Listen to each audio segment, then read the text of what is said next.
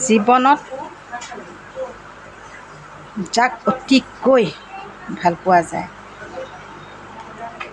অতিকৈ বিশ্বাস কৰা যায়, সেইজনে দেখোন বৰ বেয়াকৈ দুখ দি যায়,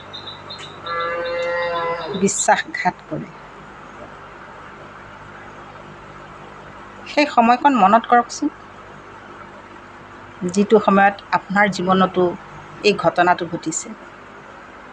কিমান কষ্টকৰ নহয়নে?